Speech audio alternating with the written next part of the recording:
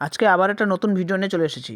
আজকে বছরের প্রথম দিন 2025 সাল। তো ভাবলাম যে আজকে একটু আমাদের গঙ্গারামপুর পার্কে একটু ঘুরি। তো সেখানে ঘুরতে গিয়ে দেখছি টয় ট্রেন চলছে। এই যে টয় ট্রেনটা চলে আসছে আমাদের সামনে। তো ভাবলাম টয় ট্রেনে করে গোটা কালদিঘিটা একটু ঘুরবো। আমাদের গঙ্গারামপুর কালদিঘি পার্কের চারপাশের যে প্রাকৃতিক সৌন্দর্য আজকে এটা তুলে ধরবো এই ভিডিওর মাধ্যমে, এবং কি কি রয়েছে এই পার্কের মধ্যে তোমাদেরকে আজকে জানাবো। আমাদের ট্রেন ছাড়বে। গঙ্গারামপুর পার্কে চলে এসেছি, আর এই টয় ট্রেনে আমরা বসে আছি। এখন আমাদের টয় ট্রেন ছাড়বে, পাহাড়ে উঠবো। পাহাড়ে এই দেখো, এটা ফরেস্ট, বিশাল বড় ফরেস্ট আমাদের গঙ্গারামপুর পার্ক। এই যে আমরা টয় ট্রেনে বসছি।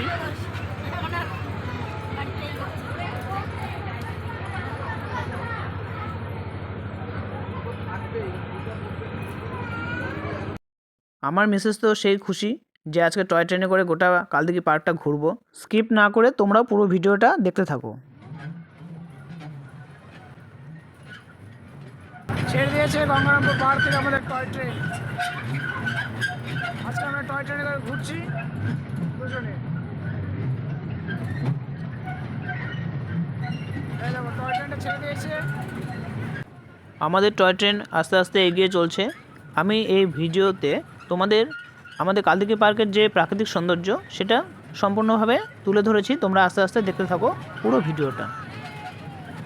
পার্কের দুধারে বড় বড় গাছ, আর মাঝখান দিয়ে এই যে ট্রেনটা চলছে, আর চারপাশে দেখো বড় একটা দিঘি।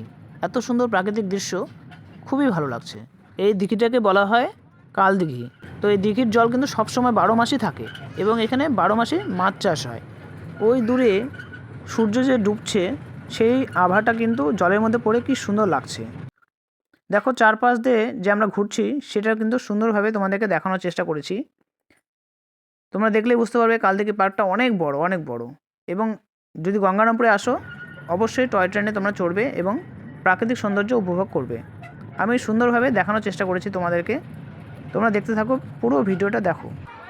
ট্রেন আমাদের থেমে গেল, এবার আবার অন্য যাত্রীরা আবার উঠছে, তারাও এবার প্রাকৃতিক সৌন্দর্যটা দেখবে। এবার দেখো আমি তোমাদের চারপাশটা দেখাচ্ছি আমাদের কালদিঘি পার্কের সৌন্দর্য। দেখো এবার আমার মিসেস তো প্রচণ্ড খুশি, এক্সাইটমেন্ট দেখো সেই। তারপরে তোমাদেরকে দেখাচ্ছি আমাদের কালদিঘিতে যে বোট চলছে। এই দেখো বোট, সবাই এখানে বোটে করে ঘুরছে এদিক ওদিকে। সেটাও আমি তোমাদেরকে এই ভিডিওতে দেখাচ্ছি, তোমরা দেখতে থাকো। পার্কের একপাশে দেখতে পাবে তোমরা ছোট ছোট বাচ্চাদের জন্য খেলনা, দোলনা, বিভিন্ন রকমের খেলার সাজ সরঞ্জামগুলো রয়েছে।